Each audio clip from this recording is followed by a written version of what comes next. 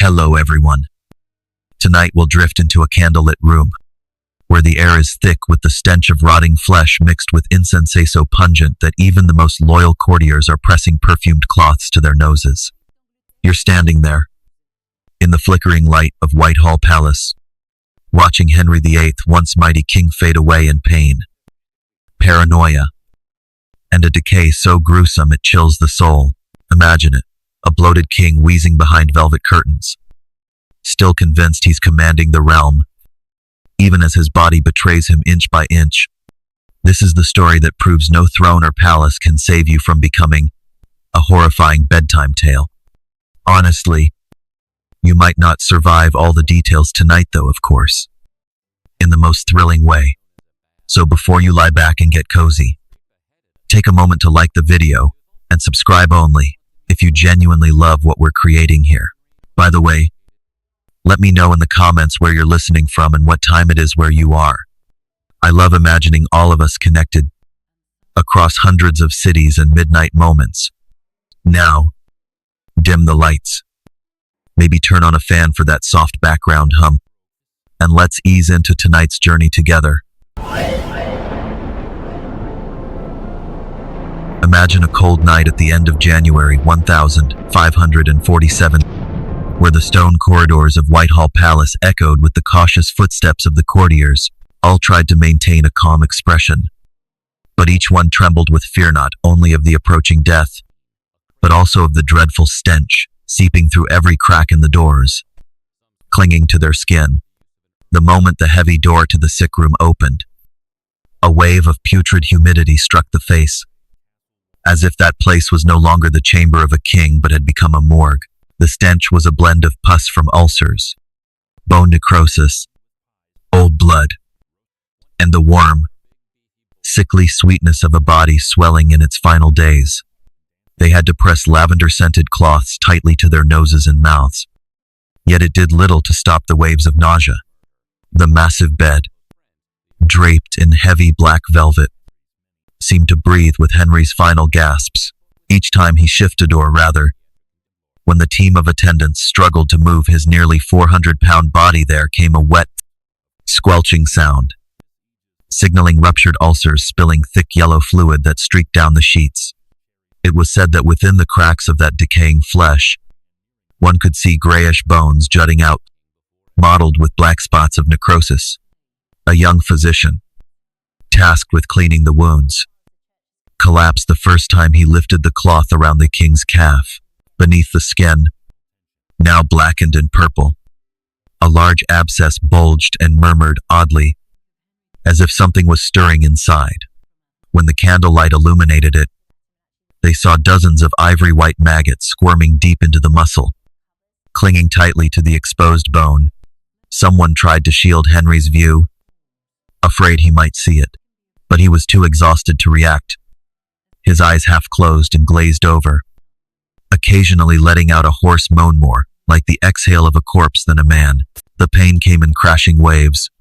Whenever a physician touched the ulcer to change the dressing, Henry jerked, his face contorted, jaw clenched in agony so fierce it rendered him nearly speechless. The only time he mustered the breath to speak, he mumbled something about ghosts dragging him to hell. No, each night. His breathing grew heavier, turning into long, hissing sounds like fire roaring through a chimney. His lungs, ravaged by infection, began to fill with fluid. Every exhale released a foul stench, forcing the attendants to step farther back. Despite their duty to preserve royal dignity, the winter chill could not overpower the damp heat radiating from his decomposing body. The stone walls trapped the air, and the windows were barely cracked open for fear of him catching cold. So the atmosphere turned thick and sticky, clinging to hair and clothes. Some attendants swore that even after leaving the room, they could still hear a squelching sound beneath the bandages, the sound of maggots wriggling through dead veins. Occasionally, to disinfect the wounds, physicians would press red-hot irons against the ulcer's edge, sending up the smell of burning flesh and wrenching a scream from Henry in a rare, horrifying moment of lucidity. It was the only time he opened his eyes fully and dazed in that instant. The gaze of a man who once held power over life and death flickered with unmistakable despair. From the rotting calf, the gangrene spread to his thigh, and many believed his blood had become a slow poison killing him from within.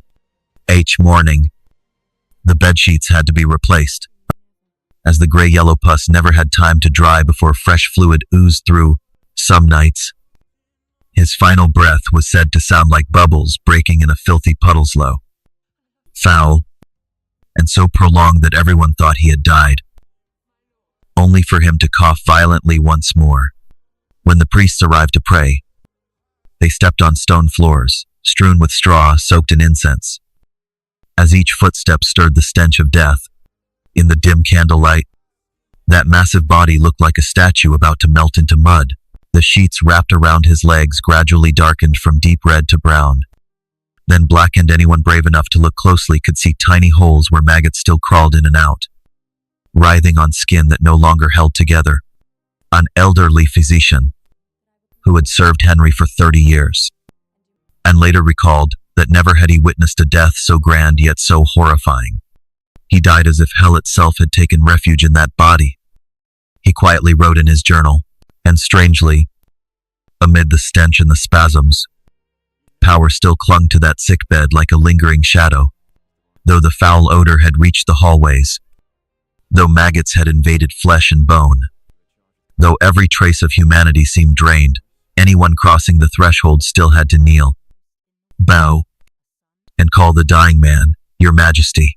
Doubly, when the church bells of London rang long to announce the king's death, crowds gathered along the Thames to witness the grandest funeral procession in Tudor history.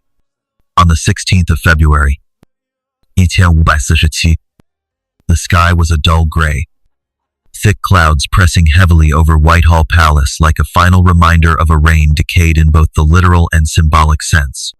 Inside, pale-faced attendants strained to prepare the funeral procession, a lavish ritual that no one dared admit reeked of revulsion. The coffin of Henry VIII was a colossal construction, made of thick oak, lined with heavy lead to seal in a body decomposing so rapidly it could no longer be contained. Inside, the burial shroud was already soaked with yellow-gray discharge oozing from ulcers that reached down to the bone. Those in charge of the embalming had stuffed large sacks of aromatic leaves, sandalwood, and dried herbs inside a desperate attempt to mask the stench of death. But no amount of fragrance could overpower the sour, cloying stench of rotting human flesh. 40 pallbearers, their hands wrapped in white cloths for fear of contamination from the leaking coffin, struggled with each step. The heavy lead groaned ominously, as if the coffin itself were straining under the pressure of the fluids swelling within. It was said that every few dozen steps, they had to set the coffin down to quickly wipe away the yellow slime seeping from its seams. Behind the coffin marched hundreds of knights in black velvet-trimmed cloaks, bearing the Tudor emblem on their chests, riding heavy horses through mud-slicked streets. The townspeople crowded in to watch, covering their noses. A few curious children even dared to peek over the curb to catch a glimpse of the slowly darkening coffin. When the procession reached Sion Abbey, a large monastery on the route to Windsor, the attendants laid the coffin temporarily in the chapel for the night. No one dared admit that throughout the evening, groans seemed to echo from inside the massive box. Some monks swore they heard wheezing breaths, soft bubbling sounds, and a stench that grew more intense, like the carcass of an animal left in the sun for weeks. That night, the guards tried wrapping extra cloth around the lid to reinforce it. But by early dawn, disaster struck. In the cold mist, a dry cracking sound rang out. The lead lining had bloated and burst along the side. From the fissure, a cloudy, pulpy liquid spilled in a slow stream filled with fragments of decayed tissue. The polished black stone floor was streaked with yellow-gray slime. The stench of putrefaction was so strong that a young guard collapsed, vomiting at the foot of the royal coffin. The night watch, pale and stunned, could only kneel and pray in despair. In the flickering candlelight, the massive corpse of Henry VIII seemed to rise in vengeance upon a world that had feared him for 4 decades. And then, in that moment, The worst recorded event, unforgettable incident noted in the abbot's journal. The stray dogs, those that scavenged around the abbey's grounds for scrapshed, caught the strange scent and gathered outside the chapel. Slowly, they approached, tongue lolling, noses pressing against the fluid seeping through the door frame in the trembling candlelight. The guard stood frozen as the dogs began to lick the oozing trail from the coffin of a king. One voice broke the silence. Trembling, the king is no longer a king. No one shooed the dogs away. Not out of fear of them, but because of the chill crawling up their spines. The moment when the flesh of a man who once commanded the lives of thousands was now licked clean by animals, had become a bitter emblem of fate. The next morning, when the monks arrived to perform the requiem mass, the stone floor still bore the slick traces and paw prints. Everything was hurriedly scrubbed with rags soaked in vinegar and ash. But the smell, that salty, sour stench of rotting meat mingled with dog fur, lingered, clinging to the cold stone slabs. The funeral procession continued for days. At every stop, the pallbearers had to stuff perfumed cloth into the cracks of the coffin. But it was useless. Sometimes the stench was so overpowering that the horses pulling the lead carriage reared in panic, forcing the entire procession to halt. When they reached Windsor, the cortege entered St. George's Chapel under an atmosphere as heavy as lead. The torchbearers had to stand at a distance. As the flames intensified the rising stench, all eyes followed the coffin, now sagging as if about to break apart. Some courtiers whispered quietly, "If they don't bury him soon, it'll melt into a pool of rot." Oh, the solemn funeral ceremony took place beneath clouds of incense. Bishops chanted prayers, their voices catching in dry coughs. The black cloth draped over the coffin gradually soaked with yellowish stains. In the back rows, a young widow held a black handkerchief to her mouth, sobbing more from fear than grief. It was said that on that very night, before the body was lowered into the crypt, the coffin split once more. Again, yellow-gray fluid seeped out, dripping onto the velvet carpet.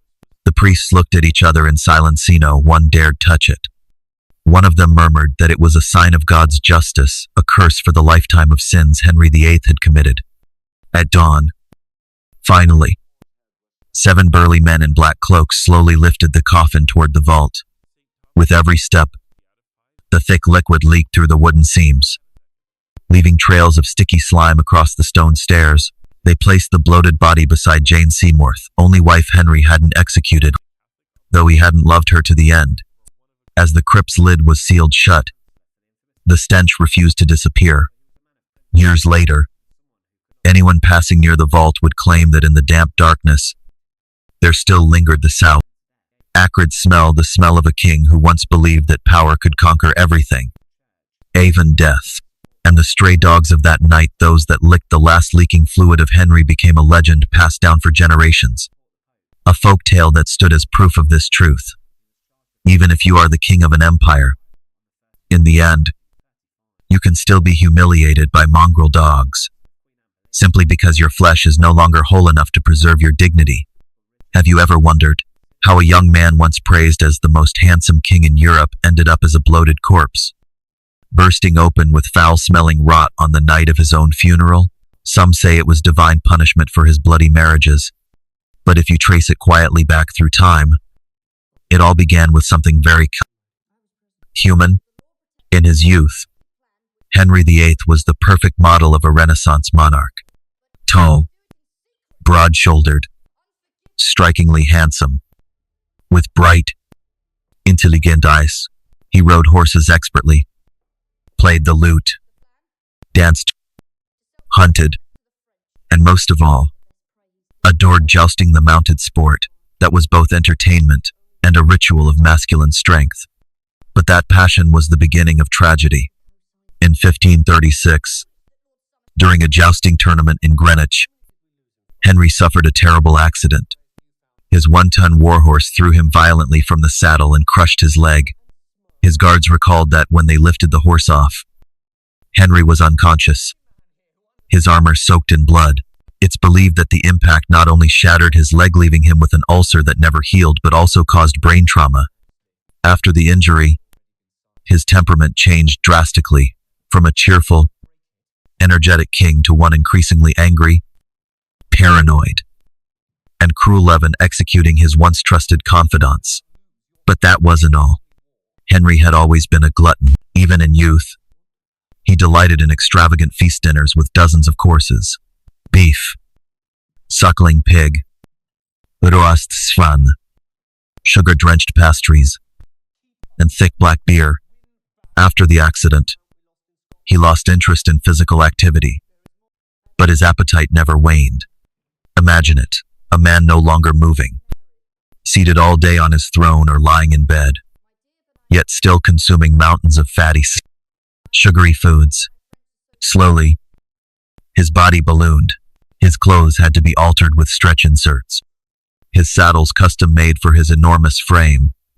By the end of his life, Henry's weight was estimated at nearly 400 pounds, around 180 kilograms, a staggering figure for the time.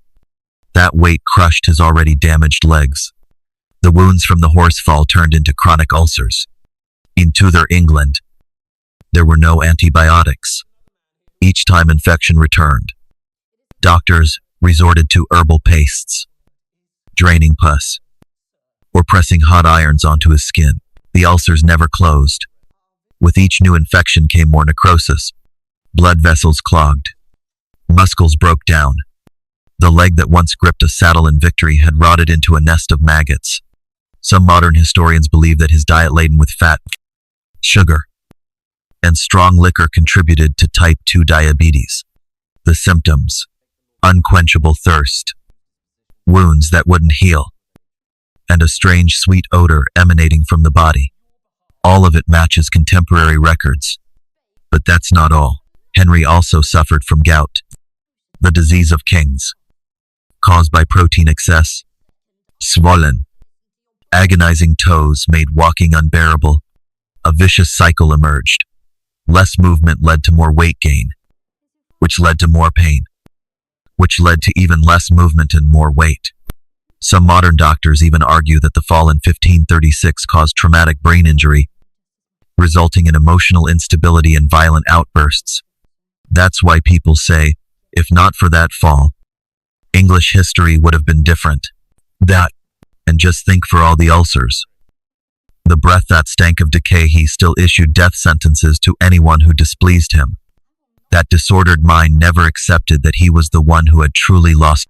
By the end of his life, the royal bedchamber had become a sick room. Then slowly, a morgue. Each bottle of opium merely delayed another nightmare. Each herbal poultice only stalled another inch of rot. Perhaps, if Henry hadn't aborted combat, hadn't indulged his appetite, hadn't believed he was godlike, he might have died a peaceful old man. But instead, the blend of a jousting accident, gluttony, unchecked cruelty, and primitive medicine created a monstrous end, a king's corpse bursting open in its coffin. A belated lesson in the limits of power and flesh. You see, Henry VIII isn't only remembered as the king whose body swelled so grotesquely it cracked his coffin. He's even more infamous for the way he changed wives like garments. Each marriage opening another tragic chapter for England and for the women drawn into the orbit of his ambition. If you close your eyes, try to picture where all this trouble began. A golden wedding, when Henry was still a broad-shouldered young man, freshly crowned, dark blonde hair, his face glowing with confidence.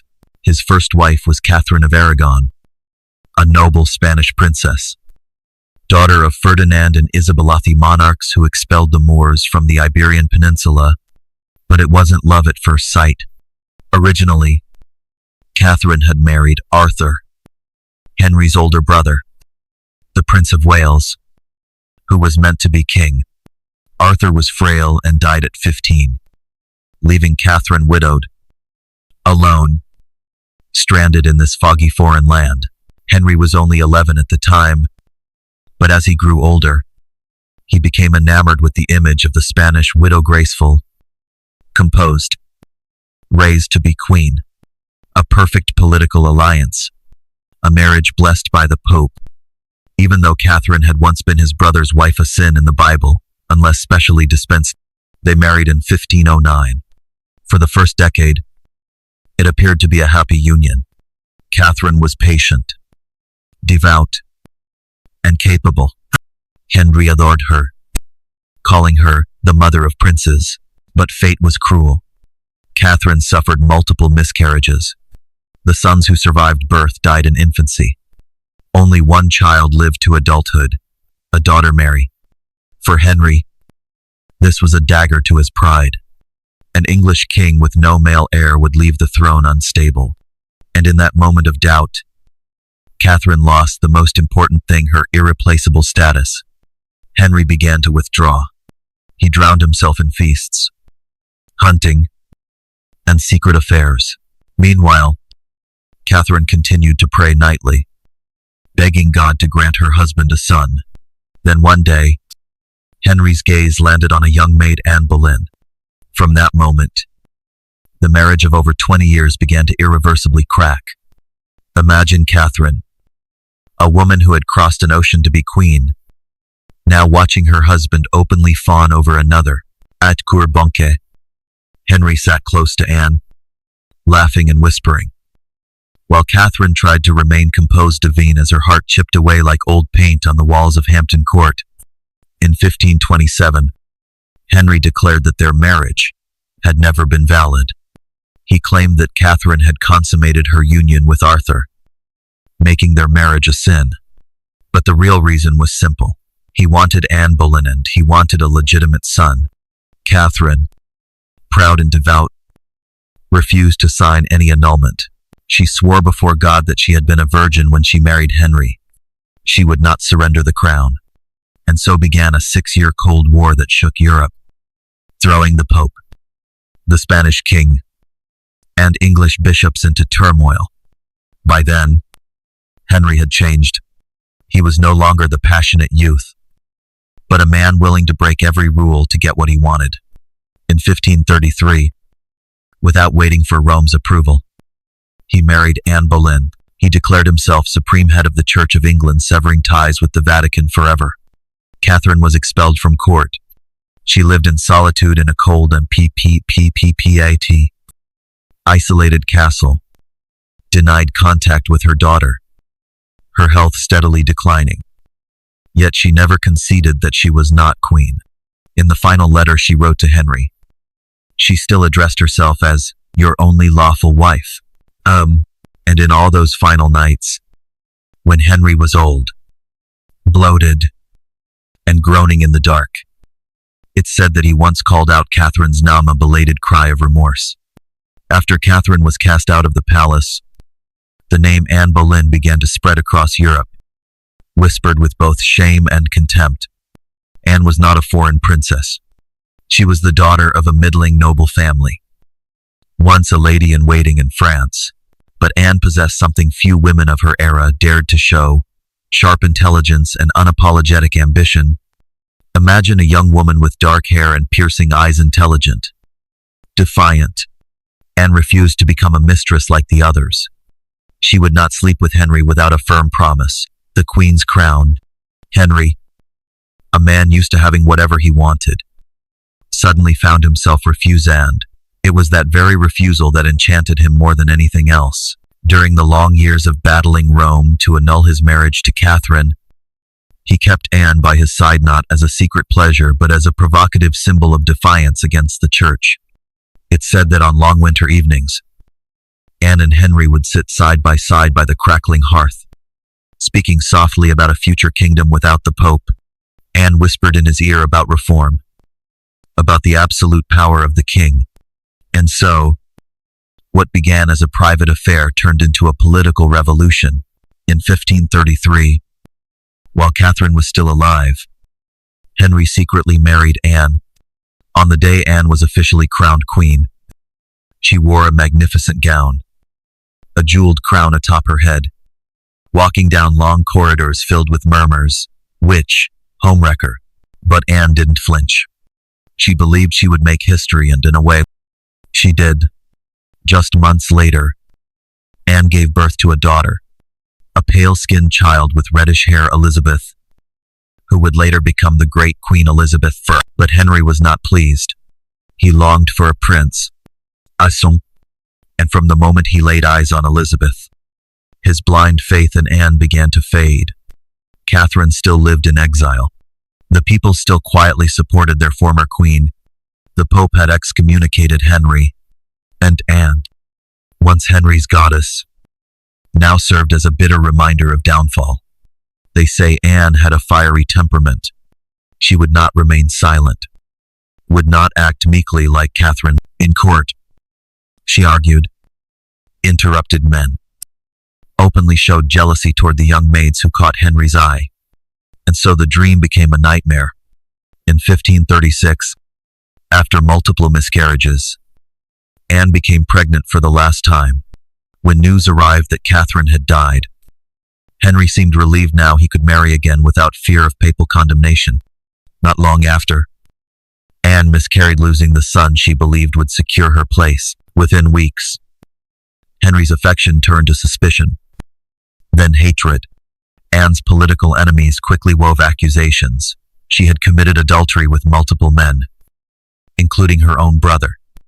On May 2, Anne was arrested, dragged from her private quarters, and taken directly to the Tower of London.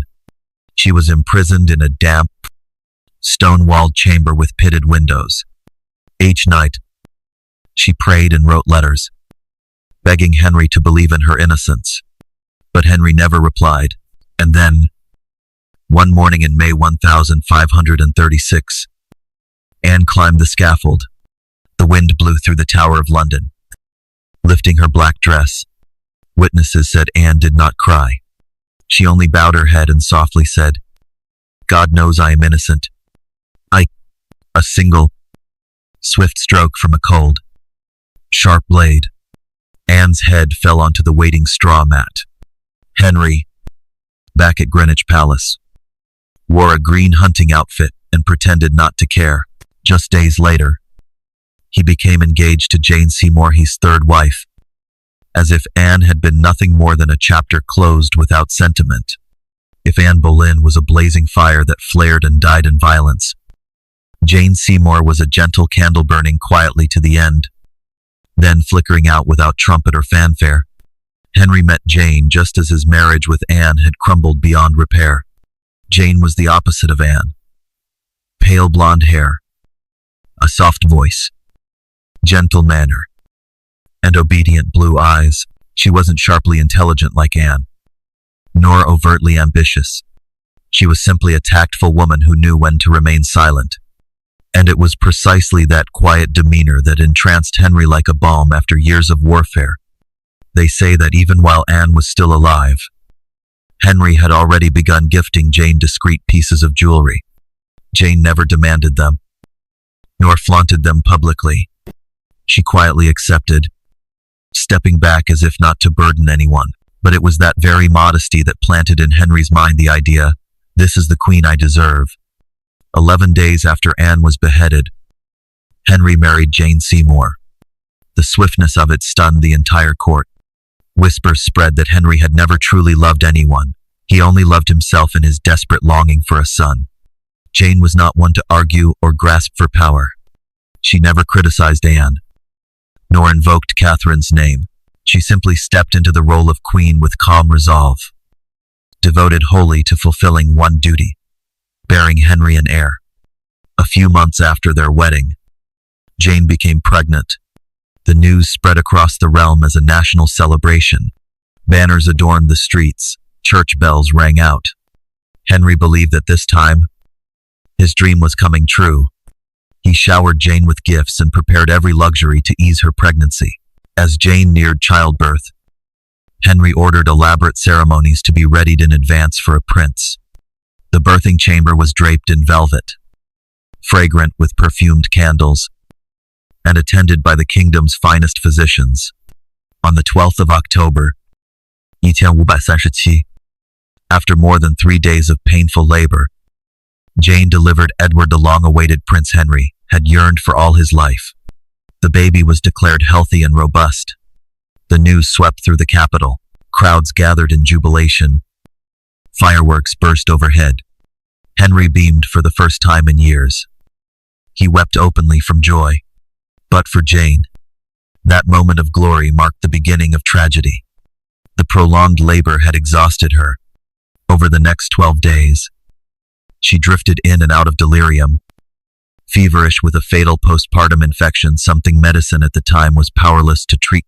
Henry never left the palace, but he didn't dare enter the sick room, partly out of fear of contagion, and perhaps because he simply didn't know how to face a pain he couldn't command away. They say that during one of her fevered nights, Jane whispered weakly, "Is the prince still alive?" And when they answered, "Yes, Your Majesty, he is well," Jane closed her eyes, as if that was all she had ever wanted. On the 24th of October, before dawn, Jane breathed her last. The entire palace fell silent. Henry had lost the only wife who gave him a sonand, the only wife he neither resented nor condemned. Jane's funeral was solemn. Her body, dressed in a pure white queen's gown and draped in black cloth, was carried to Windsor Chapel, the very place where Henry would later be buried beside her. In the days that followed, Henry forbade any mention of Anne Boleyn or Catherine. All portraits were taken down, save one, the painting of Jane Seymour. It's said that years later, even after marrying 3 more times, Henry kept a small portrait of Jane on his bedside table, the only thing he kept close to his heart, alongside his mother's rosary. But don't be too quick to think Henry became a faithful man. After Jane's death, he married 3 more times. A brief political union with Anne of Cleves, a reckless infatuation with the young Catherine Howard, ending at the scaffold, and finally, a quiet, stormless marriage with Catherine Parr, who outlived them all. Still, if you ask which wife left the deepest mark on Henry's heart, the answer might be Jane Seymour. Not because she was politically astute or seductively brilliant like Anne Boleyn, nor because he loved her passionately, but because Jane, somehow, fulfilled the one mission he cared about most. She gave him an heir. Later, as Henry lay dying in his cold palace, his breath reeking of decay, they say he mumbled Jane's name, perhaps amid the ghosts of blood and severed heads. Only Jane's quiet, enduring presence remained as an untainted memory. After Jane Seymour's death, Henry fell into a hollow state. He had his son now. Yes, but Henry VIII was still Henry VIII, man who wouldn't stay alone for long. Moreover, European politics were growing chaotic, and he believed a new marriage might help strengthen England's standing. In 1539, Henry's advisors urged him to seek alliances on the continent. Eventually, his eyes turned to a small duchy in what is now Germany, Cleves. The Duke of Cleves had 2 daughters. To help Henry choose, they sent the famed painter Hans Holbein to create portraits. Holbein returned with a splendid oil painting. In it, Anne of Cleves appeared gentle and dignified, an oval face, smooth complexion, sparkling eyes that seemed to speak. Henry saw the portrait and immediately believed he had found a worthy successor to Jane. The marriage contract was signed without delay. Anne left her homeland, crossed the sea to England, carrying hopes of becoming queen of a mighty empire. But this was where the farce began. Still convinced he would meet a beauty as seen in the portrait, Henry decided to play the romantic. He disguised himself as a knight and went to Rochester to surprise his bride-to-be. He believed that if their love were true, Anne would recognize him even in plain clothes. Anne, on the other hand, did not understand this peculiar ritual. When Henry approached to embrace her, a stranger, bloated, balding, wheezing with gout, she recoiled in fright. She didn't know he was the King of England. In that moment, Henry's pride was deeply wounded. From the second Anne stepped back, he began to loathe her. But the marriage couldn't be cancelled outright. Such a move would spark diplomatic disaster. The wedding went ahead. Cold and awkward, Henry drank more than usual, scowled throughout the ceremony. It's said that on the wedding night, he barely touched Anne. The next morning, when asked by his attendants, Henry sighed wearily and uttered his now famous line, "I like her not. She is nothing as she was portrayed." After a few nights, Henry began openly criticizing Anne, calling her lacking charm, unpleasant in body, incapable of stirring desire. Anne, raised in the strict society of Germany, couldn't understand how a king could so bluntly insult his wife. She only knew to behave obediently, hoping to fulfill her duty as queen. But Henry had made up his mind. At court, whispers circulated, the king cannot consummate his fourth marriage. Henry grew irate. He didn't want anyone thinking he was impotent. So he placed all blame on Anne. After half a year of a lifeless marriage, he summoned bishops and declared the union null, claiming she had once been betrothed to another in childhood. A flimsy excuse, but enough to legalize a divorce. Anne had no right to protest. She was given two choices: accept the annulment and receive a generous settlement, or resist and risk imprisonment or worse. Anne was wiser than many gave her credit for. She agreed immediately. In return, Henry granted her the title the king's sister, an honorary status, along with estates, manors, and a pension that ensured lifelong comfort. Ironically, among Henry's 6 wives, Anne was one of the few who left court unscathed and, in fact, lived longer and more peacefully than any of them.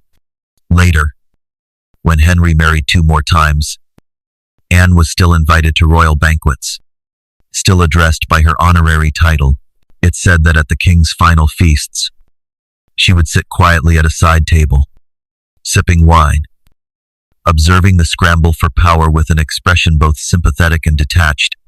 When Henry died, Anne lived nearly another decade. She was the only one of his queens who witnessed the full aftermath of the Tudor reign, yet paid no price in blood or life. Perhaps that was Anne's strange destiny, a rejected wife, but because of that, she preserved her freedom and a rare kind of peace. After Anne of Cleves quietly exited Henry's life like a half-finished play, Henry VIII sought once more to rekindle youth in his weary heart and to reclaim a pride that had been bruised. This time, he chose the youngest and most innocent rose in the royal garden, Catherine Howard, barely 17 years old. If Jane Seymour was the model of gentle virtue, and Anne Boleyn the embodiment of bold intelligence, then Catherine Howard was everything Henry believed could erase his age and ailments: youth, radiance, and unrestrained vitality. Catherine was the niece of Thomas Howard, Duke of Norfolk, of the most powerful families in the kingdom. She was raised in a lively household, far less strict than those of European princesses.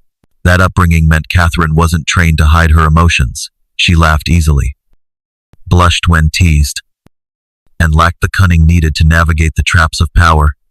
Henry met Catherine when he was nearly 50, his body bloated, his legs ulcerated, yet still desperate to be seen as a strong protector by a young woman. Their wedding took place shortly after Henry divorced Anne of Cleves. The king showered Catherine with gold, castles, and splendid gowns as if to prove he was still a generous monarch. Despite age and illness, they say in those first months, Henry was utterly infatuated, calling Catherine "my rose without a thorn" and insisting she accompany him everywhere. He believed her youth would silence court gossip about his 4 failed marriages. But behind the shy exterior, Catherine was still a girl, not yet 20, inexperienced in politics, unaware that every smile, every whispered word was being watched and recorded. Before marrying Henry, Catherine had had affections for 2 men, known of them. Francis Derham had even made a verbal promise of engagement. When she became queen, jealous courtiers began digging into that past, searching for a reason to bring her down. Disaster struck when Catherine, bored by the stiff routines of court life, grew close to Thomas Culpeper, a handsome young courtier. Some claim they met secretly in dark hallways, exchanged letters, pledged love. How far their relationship went remains unclear. But to Henry, even a shadow of betrayal was a stain too deep to forgive. One day in November 1541, while Henry was praying in the chapel of All Souls, a letter was placed on the altar of formal accusation of Catherine's infidelity. Complete with witnesses and sworn testimonies, Henry read it. His face went pale. In that moment, the man who had elevated Catherine to the highest honor felt publicly humiliated. His fury erupted not merely out of jealousy, but wounded royal pride. Catherine was arrested immediately. She was confined in her own chamber, the very room where her lavish wedding gown once hung. A lady in waiting's diary recorded that she screamed, beat her fists against the stone walls, and begged to see the king to defend herself. But Henry never came. The Privy Council convened urgently, interrogated Culpeper, Dereham, and the witnesses. Francis Dereham admitted to having been intimate with Catherine before her queenship. Culpeper confessed to secret meetings, though he denied adultery. For Henry, that was enough. On the 10th of December, Culpeper and Dereham were executed, one beheaded, the other hanged, drowned, and quartered the most brutal punishment for treason. Catherine, though still so young, was shown no mercy. On the morning of the 13th of February, 1541, Catherine Howard wore a black gown, her hair loose, and walked barefoot to the scaffold in the courtyard of the Tower of London. It's said that the night before, she asked for the execution block to be brought to her room so she could practice kneeling, afraid her legs would give out when the moment came. That Sinea girl, not yet 20, trembling as she placed her neck upon the wood, remains one of the most tragic images of the Tudor era. In the biting cold wind, Catherine whispered, ideas in her, but I pray God to forgive me. A single, cold stroke of the blade. It was all over. Henry was not present that day. For the rest of his life, he never spoke Catherine's name again. But the servants said that a few nights later, he dreamed of Catherine barefoot, hair unbound, walking through the halls of Whitehall, her childlike eyes silently pleading for forgiveness. And so, in just a few years, from Anne Boleyn to Catherine Howard, two young women were raised to the throne, only to lose everything on the scaffold. After Catherine Howard's tragic death, Henry VIII sank into a long period of suspicion and sorrow. By then, he was over 50. His health decaying daily, legs ulcerated, body swollen to the point of immobility, pain turning him more brutal and paranoid than ever. People quietly believed that a king who had sent two young wives to the block would never dare marry again. But Henry, though broken, was still Henry. He could not bear solitude, and so, for the 6th time, he turned to marriage, this time not out of desire or political ambition, but as a final plea for care and peace. Catherine Parr entered at that moment. She was not young, not naive, and certainly not a foreign princess. She was in her 30s, had been married twice, and had cared for her second husband through years of illness. She was not dazzling like Anne Boleyn, nor youthful like Catherine Howard, but she had what Henry needed most: patience, kindness, and steady intellect. Catherine was born into a well-educated, noble family. She was fluent in Latin and French and had a sharp religious mind. A reformist at heart, she believed in making the Bible accessible in English, something Henry half approved, half feared. In 1543, Henry proposed. At first, Catherine refused. Her heart already belonged to another Thomas Seymour, brother of Jane Seymour, whom she had long loved in secret. But when the king made his decision, no one dared say no for long. Catherine reluctantly accepted the proposal, a duty she believed was ordained by God. The wedding was quiet, without grandeur. The court seemed weary of the cycle of weddings and funerals. But for Henry, Catherine Parr was a final comfort. For the next 4 years, She did what no other wife had managed. She became caretaker to a rotting king. Imagine it, a palace filled with the scent of medicine, groans, wheezing breath, and the sudden rages of an old man in constant pain. Catherine did not run, did not complain. She supervised the physicians, wrote letters requesting more herbs, tried every method to soothe Henry's suffering. She was not only a nurse, but his only confidant. She read the Bible aloud to him, discussed politics and the meaning of death and salvation. On quiet nights, she could be seen beside his bed, her hand resting on his swollen one, whispering prayers. Catherine was also skillful with Henry's children. She cared for Elizabeth, Mary, and Edward, educated them, and created a home that, for a brief time, felt almost peaceful. That's why later, Elizabeth I always remembered her with gratitude as a true mother figure. But don't mistake Catherine Parr for a submissive woman. She was one of remarkable strength. When Henry suspected her of leaning too far into religious reform, he even signed a warrant for her arrest. Catherine acted swiftly. She went to him, knelt, and swore she read scripture only to calm his mind. Henry, either moved or convinced, tore up the warrant before her eyes. That was the only time a wife of Henry came close to death, and survived through wit and courage. By 1547, as Henry weakened, Catherine remained by his bedside. She witnessed his delirium, his whispered regrets, and his final breaths laced with the scent of decay. Henry died that January. Catherine was freed. She became the Dowager Queen, the only one of his wives to survive the bloody Tudor reign. But her life did not end in loneliness. Not long after, Catherine married Thomas Seymour, man she had once loved. After everything, she finally did what her heart had longed for. Sadly, that happiness was short-lived.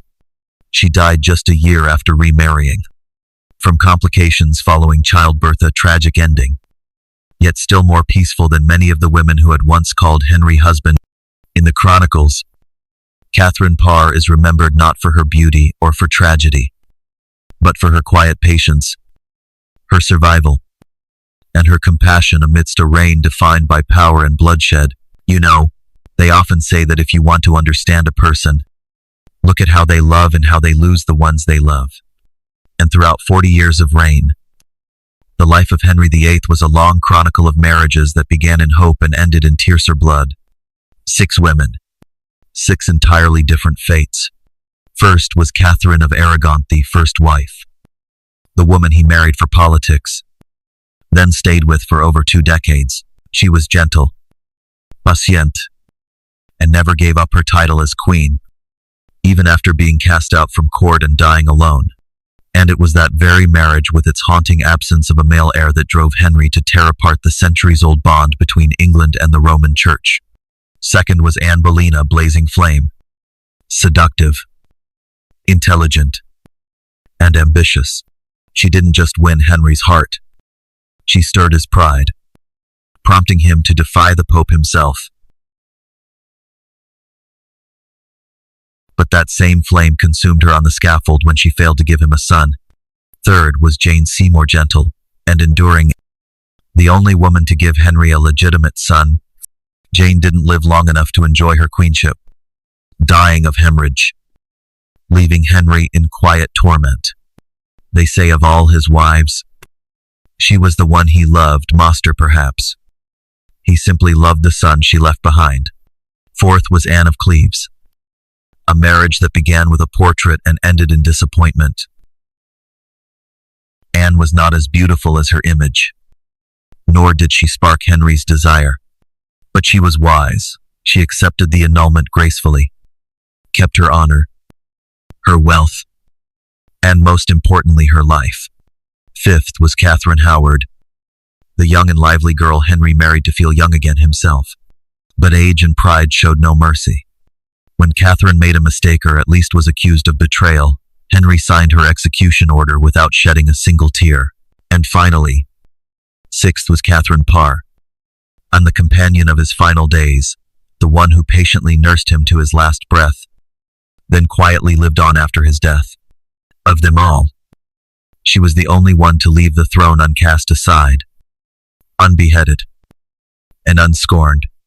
If you look at those 6 marriages, you'll see a cruel circle of longing and loss. Catherine of Aragon, cast aside. Anne Boleyn, beheaded. Jane Seymour, died in childbirth. Anne of Cleves, escaped. Catherine Howard, beheaded. Catherine Parr survived. An old rhyme passed down through generations of the English still sends chills. Divorced, beheaded. Died, divorced. Beheaded. Survived. Oh, 6 women, each a mirror reflecting different sides of Henry. Passion, ambition, fear, pride, and a deep-rooted insecurity. At times, he was a husband longing to love. At times, a cold tyrant willing to sign death warrants just to shield his wounded pride. And sometimes, especially in his final year, she was simply an old, lonely man, desperate to be cared for like a frail child. They, the wives, were not just footnotes of history. They were history, because each of Henry VIII's marriages reshaped the destiny of this nation. From the break with the Roman Church, to the Protestant Reformation, to the consolidation of absolute monarchical power, and eventually the rise of Elizabeth I. If you're listening to this story tonight, remember, no power, however vast, can make a man immortal. Henry lost each wife, some because he could not love them, others because he loved them the wrong way, and in the end, he lost himself, a decaying body, a soul terrified of death. So when we close our eyes, we might ask ourselves, what is more precious, power or kindness, ambition or compassion? Perhaps the answer has already been written into the lives of those 6 women. If Henry VIII's marriages painted a portrait of pride and a hunger for control, then it was his temper, unpredictable, like a sudden storm that truly cast a shadow of fear across the entire Tudor court. Imagine a vast palazzo, walls draped in crimson tapestry, candlelight flickering through the night. In that room, Henry sits upon his throne, face flushed, breath heavy, eyes burning with fury. No one dares meet. That's when courtiers knew, today, someone would lose their head. In his youth, Henry was not bloodthirsty. He was once praised as a charming young man, fond of sport, a lover of the arts. But over time, after his bitter disappointments over a male heir, after the horse fall that left him in chronic pain, after betrayal upon betrayal, his temper became impossible to predict. His outbursts would ignite without reason, sometimes over a suspicious glance, a whispered rumor, or simply the agony in his legs spinning him out of control. Henry would slam his hand on the armrest and order, "Take him away." And from that moment on, a life was already over.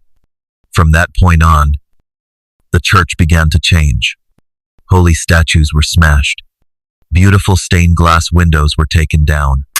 The monks who once sheltered the poor were disbanded. More than 800 monasteries, large and small, had their lands and treasures seized and sold off to nobles loyal to the crown. It was a spiritual earthquake. The people, many of them illiterate, couldn't understand why the rituals of their ancestors were suddenly labeled heresy. Confusion seeped through every village. On winter nights, they whispered by the fire that England had angered God. In the winter of 1536, as Henry grew ever more ruthless, the North erupted in rebellion. It was called the Pilgrimage of Gracia, March of Faith. Over 30,000 people, from peasants to priests, raised the cross and demanded the restoration of monasteries and the Catholic faith. Henry pretended to negotiate. Once the crowds dispersed, he ordered the rebel leaders hanged publicly in village square so all would know the fate of those who dared to resist. And yet, not everything was grim. Under Henry VIII, England began to shake off its feudal past and glimpse the birth of a new economy. Along the Thames, shipbuilders, wool weavers, and printers multiplied. London, once a modest city, bloomed into a bustling hub of commerce. Dutch, French, and Italian merchants arrived to trade. But for the peasant, life changed little. A meal still meant black bread, vegetable soup, and maybe a slice of hard cheese. They feared plague, crop failure, tax collectors, and above all, the king's wrath. It said that during his 39-year reign, Henry VIII signed more than 70,000 death warrants, a staggering number. Each execution order bore the red wax seal and was sent to far-flung corners of the realm as a warning. Fear became the very air people breathed. They dared not speak of politics. They dared not complain about taxes. They dared not mourn the fallen monasteries. But like every reign, those years eventually passed. When Henry drew his last breath, the villagers did not weep. They quietly returned to their fields, to their looms, to their ovens, because to them, every king was like winter. He comes, and he goes, and what remains is the slow, steady rhythm of life passed down through generations. And if tonight you close your eyes, you might picture a weaver sitting by the fire, his son asking, "Father, the king has died. Do you think God will forgive him?" The father says nothing, because he doesn't know the answer. You see, some rains end gently, like a candle snuffed out after evening prayers, but others leave behind the scent of ash and sighs that linger for centuries. Henry VIII is dead, his body decayed in a coffin lined with lead, but the things he set in motion still drift like a long shadow across England. The children who grew up in that Eratha, little boys and girls who stared wide-eyed at ruined churches, who cowered behind their mothers as soldiers came to hang the rebels when they grew older. The tale of the fat, furious, bloodthirsty king was still whispered around hearth fires, in river villages. Mothers told their children, long ago, Henry VIII killed his old love, his old friends, his priests, even the wife who once vowed to love him unto death. And the children listened, half scared, half curious, as though it were a fairy tale darker than any other. That reign reshaped the soul of a nation. From a land full of monasteries, saints, and incense smoke, England became a place where Catholic rites were considered treason, where the king held even his subjects' souls with the stroke of a pen. And yet, the paradox remains. Henry, the man who destroyed monasteries and beheaded clerics, feared God's judgment most of all. Surrounded by sickness, reeking breath, and decay, he murmured the names of Catherine, Anne, Thomas, Martha, ghosts of sins no crown could conceal. Some say it is the justice of history. He who sows the wind must reap the storm. But others believe Henry was merely a victim of his time, that believed the king was the shadow of God, and doubt was a crime punishable by death.